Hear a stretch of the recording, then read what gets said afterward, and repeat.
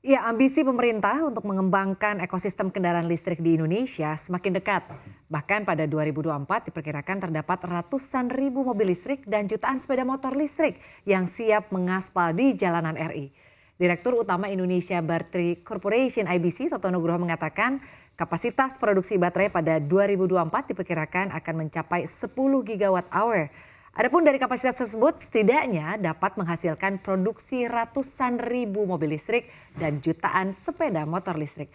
Lalu seperti apa sebetulnya kesiapan pemerintah dalam penyediaan kendaraan listrik ini? Kita bahas saja detailnya dalam Cuan Menarik Motor Listrik. Ya, ini kalau kita lihat memang pengembangan ekosistem kendaraan listrik ini pemerintah tengah bersiap begitu ya, seiring dengan terus meningkatnya konsumsi BBM dan juga boncosnya APBN karena subsidi BBM. Pemerintah saat ini tengah bersiap untuk mendorong penggunaan kendaraan listrik. Menurut Toto Nugroho, Direktur Utama IBC, periode yang paling penting bagi Indonesia adalah pada 2025 hingga 2026. Di mana pada tahun tersebut RI bakal memproduksi baterai secara massal dengan bahan baku nikel dari dalam negeri.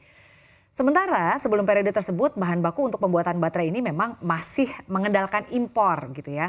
Nah di samping itu penguasaan teknologi juga menjadi fokus perusahaan dalam pengembangan baterai untuk kendaraan listrik. Nah saat ini gitu ya IBC sendiri telah mempunyai prototip baterai untuk motor listrik. Nah lalu melalui ekosistem kendaraan listrik ini sebetulnya menjadi salah satu upaya untuk mengurangi emisi gas rumah kaca sebesar 9 juta metrik ton dan juga impor bahan bakar sebesar 29,4 juta barelnya per tahun. Karena kita konversi dari penggunaan BBM. Jadi angka ini sebetulnya signifikan dan juga penting selain dari hilirisasi nikel, tapi juga transisi energi dan juga lingkungan dampaknya ini cukup signifikan. Nah ini kita lihat bahwa pembatasan penjualan kendaraan berbasis BBM begitu ya. Ini kalau kita lihat Menteri Koordinator Bidang Kemaritiman dan juga Investasi begitu Pak Luhut Binsar Panjaitan meminta agar penjualan kendaraan bermotor berbasis bahan bakar minyak ini bisa dibatasi sehingga transisi penggunaan kendaraan listrik bisa lebih cepat terlaksana.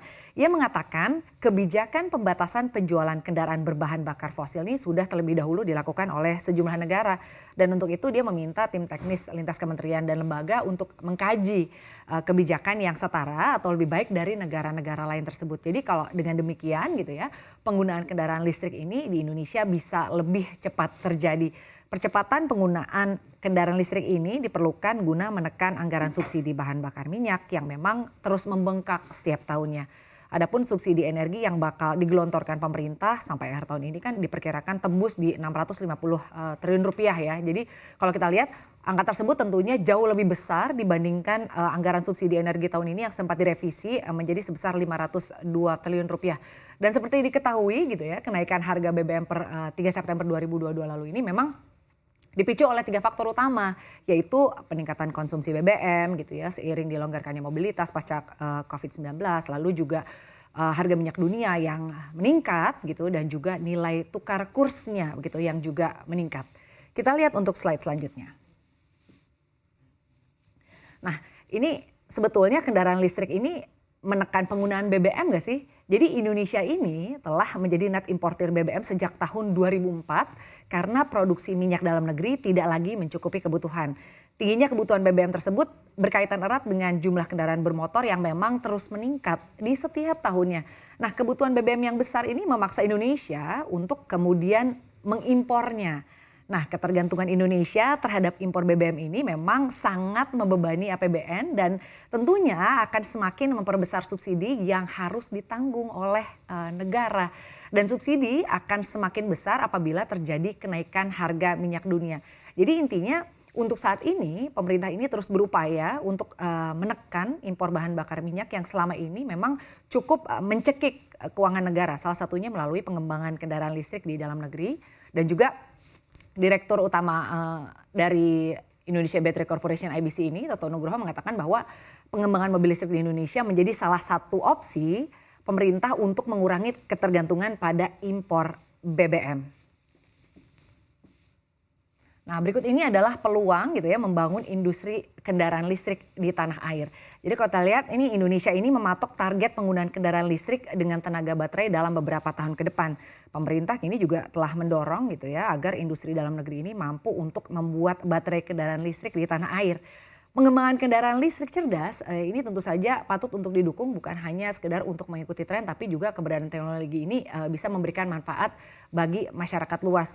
Jadi beroperasinya kendaraan listrik ini bisa menekan penggunaan BBM lalu juga mengurangi polusi udara dan utamanya begitu ya ini perlu dibarengi dengan penggantian bahan bakar fosil yang selama ini memang digunakan pembangkit listrik.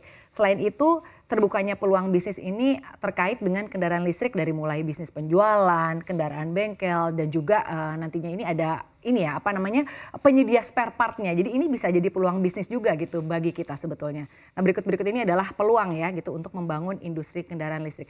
Sekarang kita lihat untuk slide selanjutnya, tantangan apa saja sih untuk membangun industri kendaraan listrik di tanah air?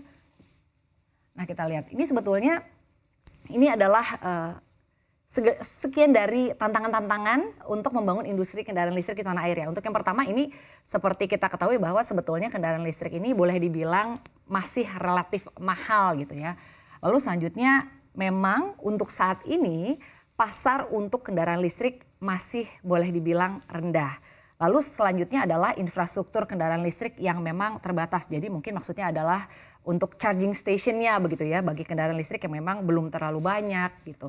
Dan selanjutnya adalah kendaraan listrik ini umumnya memang masih diimpor dan industri komponen utama baterai ini memang masih berproses untuk saat ini. Nah, ini adalah program gitu ya mendorong penggunaan motor listrik. Jadi kalau sekarang ini perusahaan BUMN memang diarahkan untuk menggunakan kendaraan listrik juga gitu ya. Jadi Menteri BUMN Erick Thohir ini akan mewajibkan gitu ya perusahaan-perusahaan ini untuk menggunakan mobil listrik, terutama direksi yang memang mendapatkan kendaraan dinas dari pemerintah. Langkah ini dilakukan sebagai salah satu upaya untuk mengurangi ketergantungan Indonesia pada impor minyak mentah. Kementerian BUMN juga mendorong peningkatan penggunaan kendaraan umum di mana kendaraan umum yang dimiliki pemerintah nantinya tidak lagi menggunakan BBM melainkan menggunakan listrik.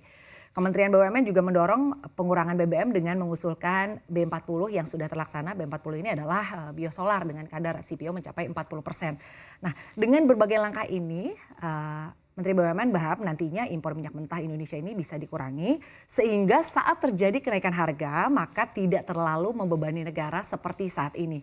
Lalu dengan didorongnya penggunaan motor listrik sebetulnya ini bisa sangat menghemat gitu ya. Kita ambil contoh ini untuk ride hailer saja ini bisa menghemat 3,38 juta rupiah per tahunnya. Lalu juga untuk private consumer ini bisa menghemat sebesar 1,35 juta rupiah per tahunnya gitu. Jadi kalau pemirsa sendiri sebetulnya sudah siap belum sih untuk bermigrasi ke kendaraan listrik? Ya semoga saja ya wacana pemerintah ini mengenai anjuran untuk menggunakan kendaraan listrik dapat terlaksana sesuai dengan rencana dan tentunya semoga harga kendaraan listriknya ini bisa terjangkau di masyarakat.